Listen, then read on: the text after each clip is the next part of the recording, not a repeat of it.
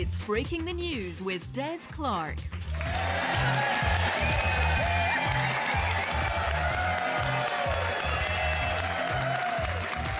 Des Clark, and this is Breaking the News, the show that breaks the week's news and asks four opinionated panellists to put it back together again. And I'm joined by some of the finest stand-up talent in the country. On my left, we have Jamie McDonald and Priya Hall, and facing off against them are Marjolaine Robertson and Stuart McPherson.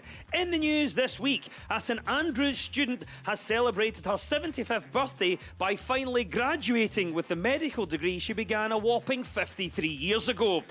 Judith Cole said that she was proud of her achievement, but admitted that with hindsight, maybe she did hit Freshers Week a wee bit too hard. Indonesia's parliament has approved a new criminal code that bans anyone in the country from having extramarital sex and restricts political freedoms. And congratulations are in order, as we've just heard, that they've been confirmed as the host of the next World Cup. And a man has been arrested after an egg was thrown at King Charles during a walkabout in Luton. In a statement, police said, "We had no idea Prince Harry was back in the UK." Right, you've met the panel. Let's crack on with round one.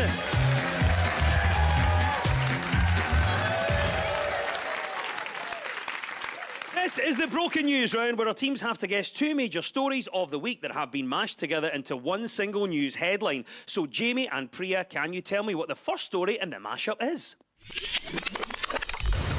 Gordon Brown says there's a dirty game with leaking and planting of stories within Scotland.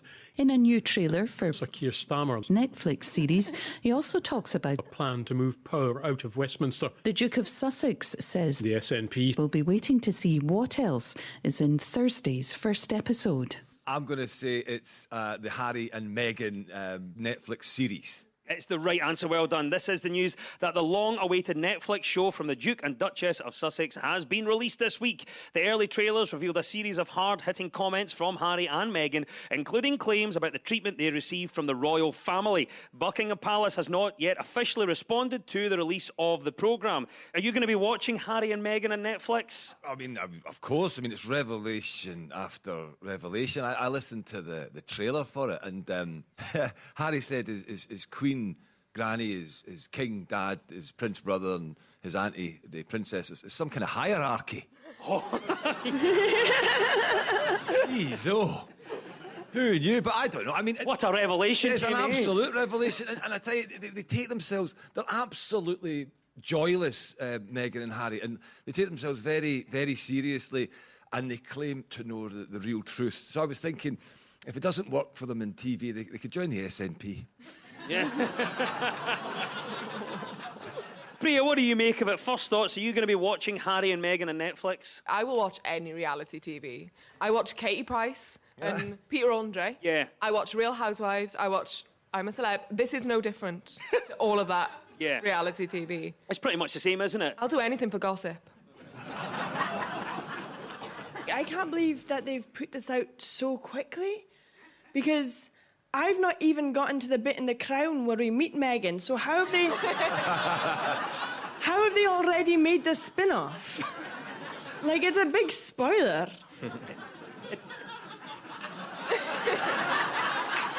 It's a good point. I can't argue with that. It does. Stuart, what do you make of it? Harry and Meghan on Netflix, are you going to be watching? Nah, not really interested in the royal family, to be honest with you. Like, it's not really my kind of vibe. You know, I've got other stuff to watch. Like, I'm still watching The Sopranos. Love The Sopranos. If you've not seen it, it's about this infamous family that have got all this ill-gotten wealth.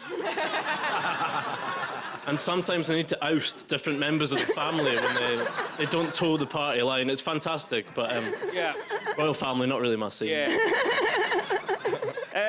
Obviously, we're looking at a programme like this. It's an insight into the lives of the rich and the famous. But what would a tell-all programme about you be like? I'd mouth off about my nan. I'd do it in a heartbeat. That's what it's going to be about. Sorry, Sheila. I'm going down. Marjolaine, just imagine it. Hollywood is here. They're making a tell-all programme about your life. What would it be about? There's a whole year of my life I just don't really remember. It is 2015, and it's not for anything like dodgy. I just don't remember the year at all. So it'd be really handy if they were to make a documentary of it, But by documentary, I mean a friend comes to my house and whispers in my ear what I've been up to. And I'd be like, oh my God, I can't believe I only planted the tatties in April, you know?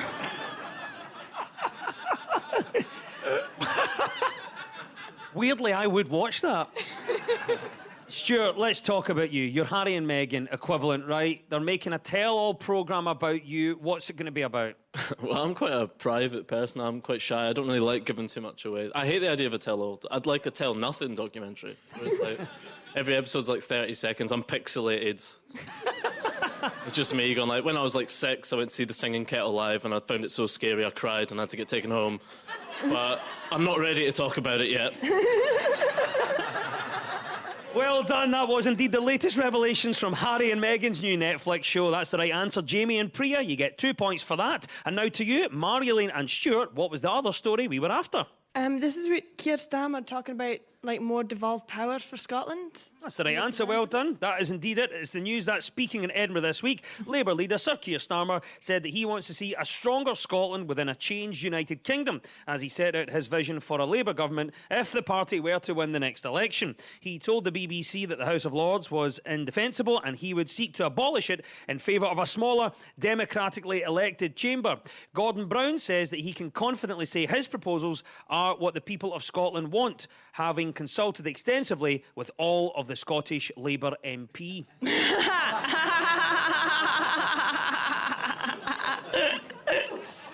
So what do we think of Sir Keir Starmer's plans then? Marjolaine?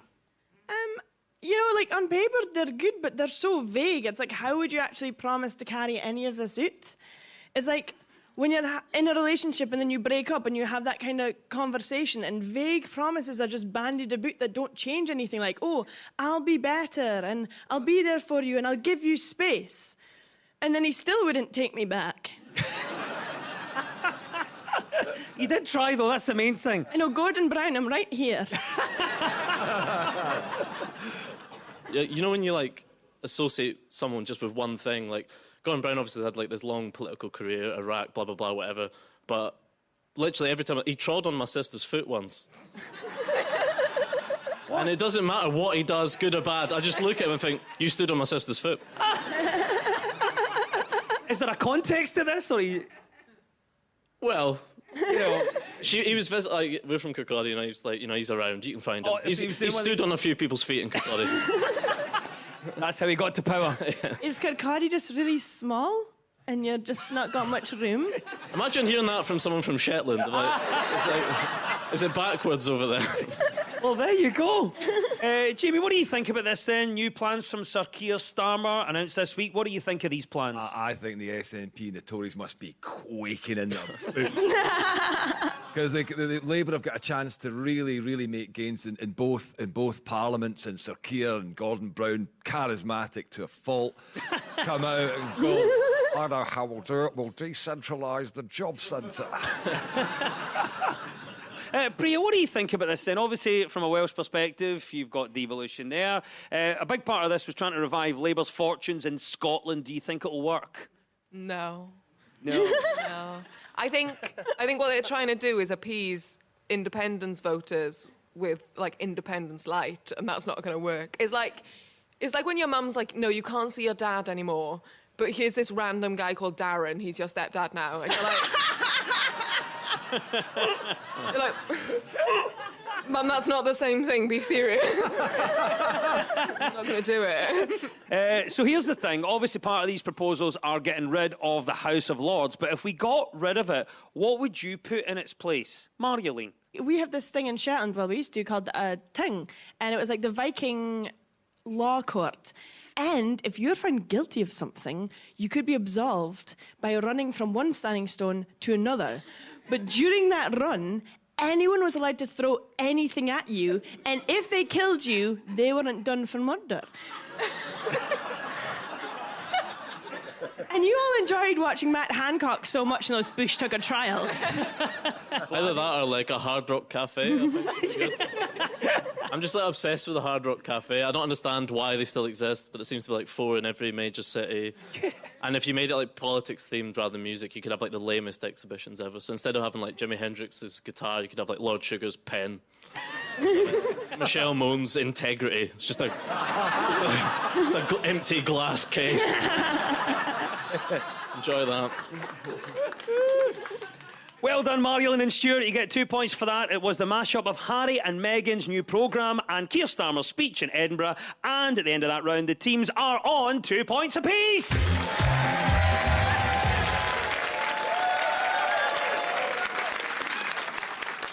Now, much of our news is about public opinion, so this week to find out what people are talking about, we've spoken to broadcaster and presenter of BBC Introducing in Scotland, Phoebe Ingalls-Holmes, and veteran journalist Bill Whiteford. So, Marilyn and Stuart, what story do you think Bill is on about here? I still sometimes catch myself being amazed at how you can just get in touch with someone instantly, wherever they are. And sometimes, you know, at the further ends of the world or up a mountain or something. And you've no idea sometimes where they are. And they come back and they say, no, sorry, I'm in the Colosseum. I believe I did see the story that it's 30 years since the first text message. That's the right answer, Stuart. Well done. It is the news that the humble text message is celebrating its 30th birthday. The first ever text was sent to a mobile phone by a Vodafone engineer in Berkshire in December of 1992 and read, "Merry Christmas." It was followed by the second ever text message, which read, "New phone, who dis?"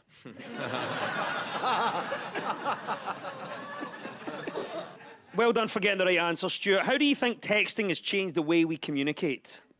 I think it has. Like, I still like to message and text and stuff. What I cannot stand now is the modern phenomenon of voice notes. A voicemail was all right back in the day. If you phoned someone, you wouldn't get through, and you'd have like 30 seconds. You had to leave your name, number. They go beep, beep, beep, beep, as if to say, "Stop waffling." Now, like WhatsApp, they've taken the cap off. Like my mate John will lend me. Honestly, he'll send me like 10, 15-minute voice notes. I think it's unacceptable. The height of arrogance. I'm an old-fashioned guy. I think if you want a monologue for 15, 20 minutes, you know, get to the comedy clubs, work up your acts, throw some gags in. It's just unbelievable, just like a one-sided phone call that I'm not allowed to be a part of. Just give me the content, you know, I like a text. Don't need the theatre around it. Exactly. No voice notes, text only. I think he's rubbed off on you because that went on for about 2.5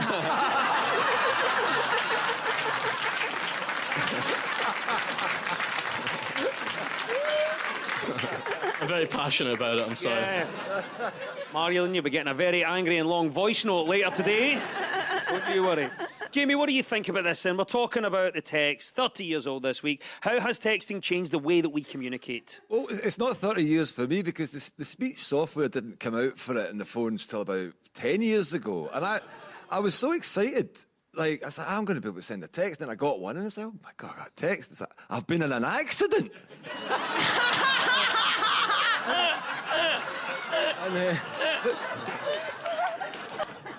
What about you, Marilyn? Do you still text? Does anyone you know still send text messages? Sometimes, Des, when you ask me these questions, it's a bit like, oh, haha, does the Shetlander know what technology is? You know? And it's like, Marilyn, do you know what electricity is? Yes, magic. And it's like, oh. How do you stay in touch with people? Seances.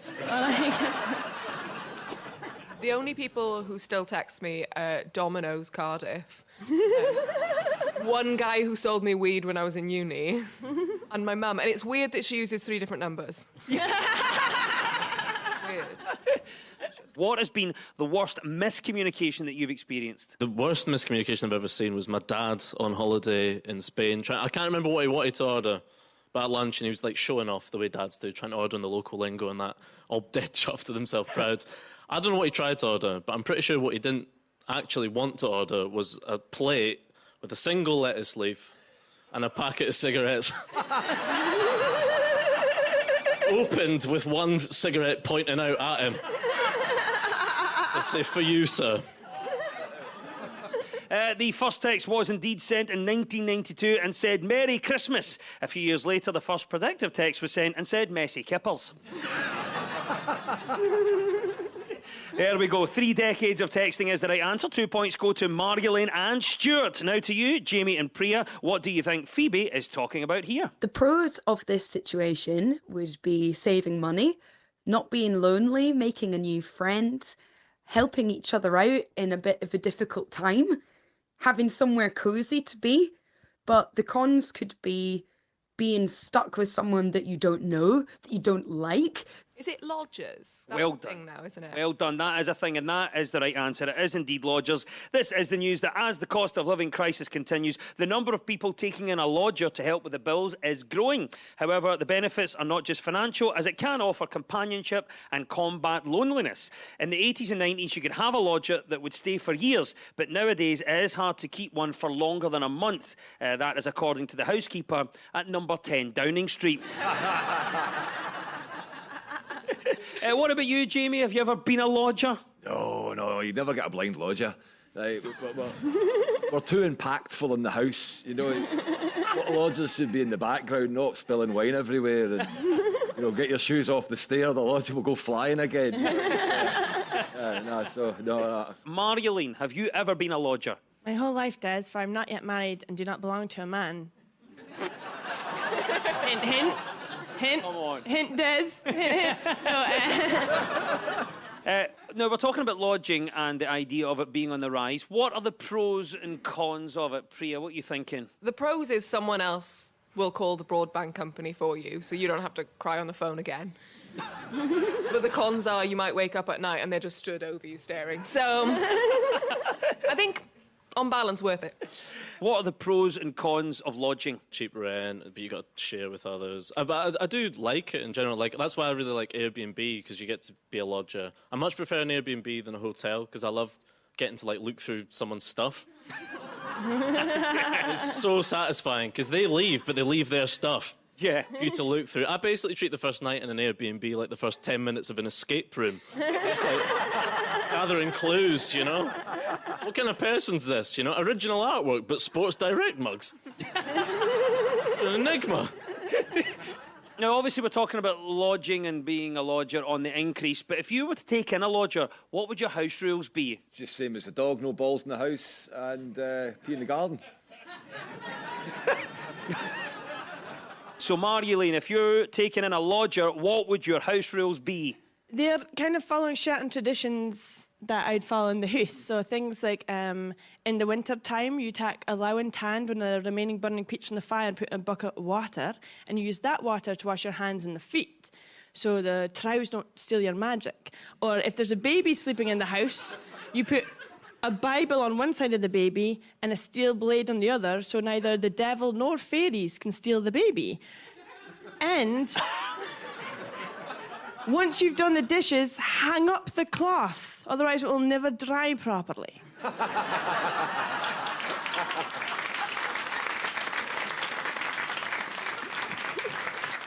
I myself tried being a lodger, but I didn't like it. I was only given one shelf in the fridge. Worst night's sleep I've ever had.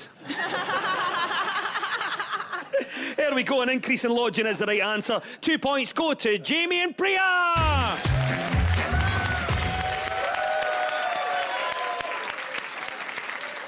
You're tuned to Breaking the News on BBC Radio Scotland with me, Des Clark. Now, this round is all about who is in the news. So I will play you a clip of a mystery person. All you have to do is tell me who it is. Jamie and Priya, you're up first this time. Who is this? It's a remarkable state of affairs. It's no surprise that the Tory party in England are collapsing to levels which they often find themselves in Scotland. And of course, it's no surprise that the people of Scotland are going to choose a different path all too soon on this particular issue.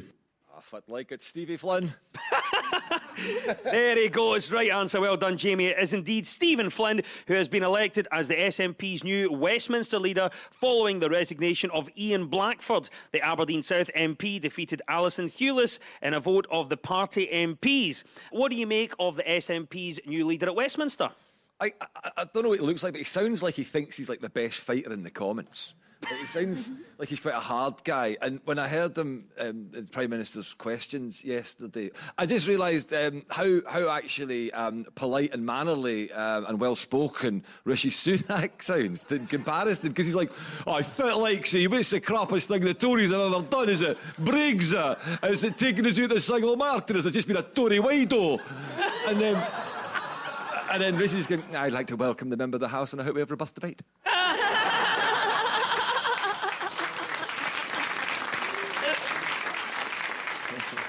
I think that pretty much sums it up. Well done, Jamie.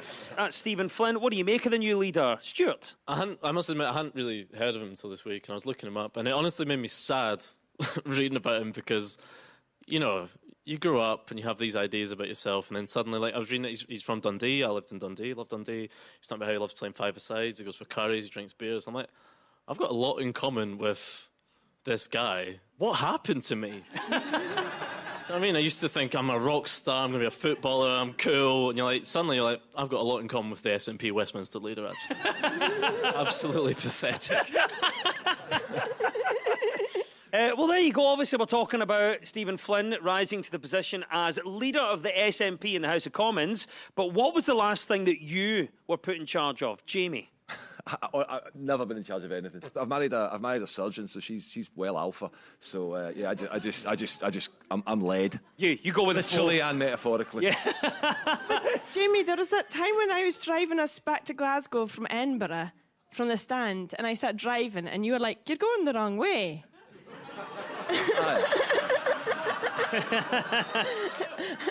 So what's the accusation here? You led me before, which is nice, because Shetlanders are so confused down here, and the blind lead the Shetlanders. I know when I'm hearing waves crashing off the shore, we're not in Glasgow.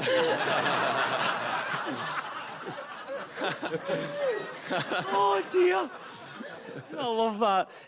Priya, what do you think about this? We're talking about someone that's now in charge of the political party in Westminster. But for you, what was the last thing that you were put in charge of? The family WhatsApp group. But I got immediately mutinied because I named it Halls Balls, brackets, sorry about your vasectomy, Dad. Close brackets. It was worth it. Yeah, it was worth it for the gag. 2 points go to Jamie and Priya. That was, of course, new SNP leader at Westminster, Stephen Flynn. Right, Margolin and Stuart, it's your turn now. Who is this and why are they in the news? Guess I do a lot of work in my dreams and I see a lot of imagery. Sometimes I get up and write it down. Sometimes some of the stuff for Avatar, when I was in college, I jumped up and did paintings. It's James Cameron, right? Yeah, that is film director James Cameron. He's in the news as Avatar, The Way of Water, the sequel to the highest grossing movie of all time, held its world premiere in London this week. Its much delayed launch comes 13 years after the original sci-fi film, which was released in 2009. Not everyone, though, is willing to spend the money to see the new Avatar film at the cinema. My uncle just decided to have a couple of cans of Stella and watch the Smurfs on Disney+. Marjolaine, are you looking forward to Avatar 2? Well, I first heard about it as James Cameron and Kate Winslet were going to make a film together again. And I was like, yes, Titanic 2, back to the berg. Jamie, what do you think about this? 13 years we've had to wait for the sequel. Are you looking forward to Avatar 2? What, the 3 hour, 12-minute, multi-million-pound visual spectacle bonanza?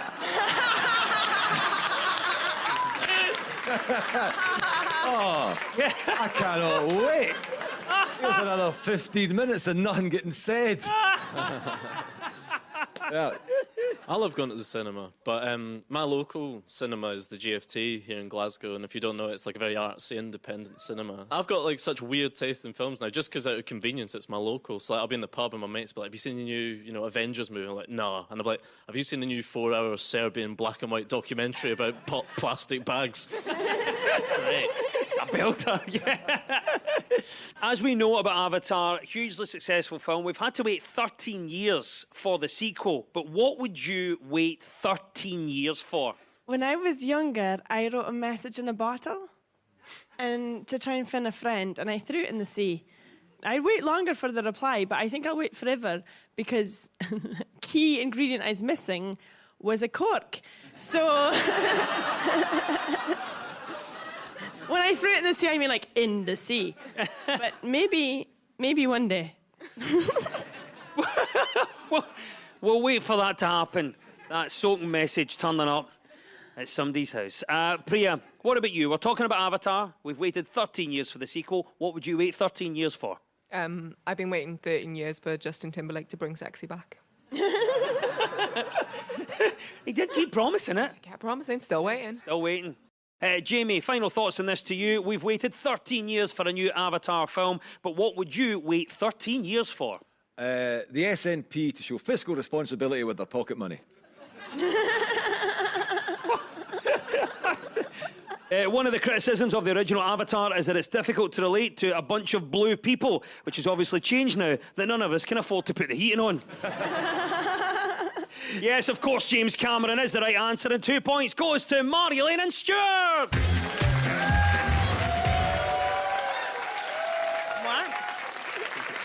And it's time now for our final quickfire round, which is all about deciphering the numbers in the news. So I will read out a headline. All the teams have to do is fill in the blanks. Get ready, teams. When we run out of time, you'll hear this. That was bonkers, wasn't it? There's Dawn French there, who's just identified her favourite Dizzy Rascal song.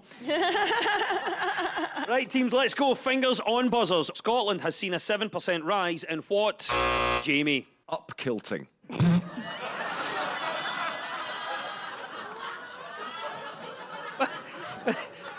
Is that just having a wee sneaky look under the yes. sporran? Should be illegal. Yes, you're right. Should be outlawed. Know the right answer, but I will take the case to the Scottish Parliament. Okay, let's keep it going. Scotland has seen a 7% rise in what? Marjolaine. Belief in fairies, and that needs to rise to 100% by the end of the year, otherwise they're taking Stuart away. Last chance in this. Scotland has seen a 7% rise in what? Stuart. Is it people claiming French nationality who were earlier this week Senegalese?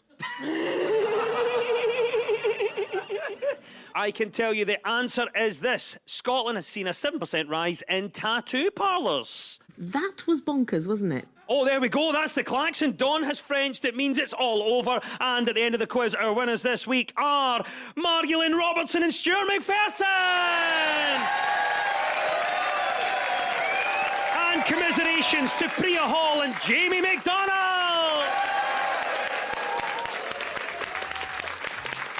And we'll leave you with the breaking news. Breaking news just in. An art gallery in Kirkcaldy has unveiled a captivating, newly restored painting called Madonna and Child. Conservation work has revealed fascinating detail in the image, not least that Guy Ritchie has been painted over.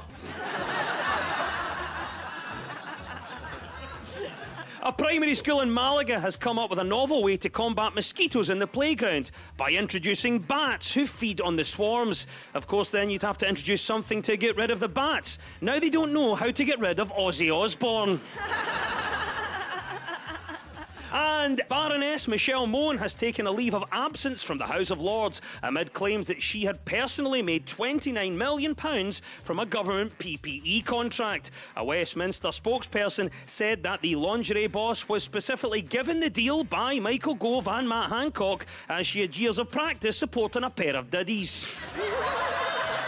The news is broken. I've been Des Clark. Goodbye!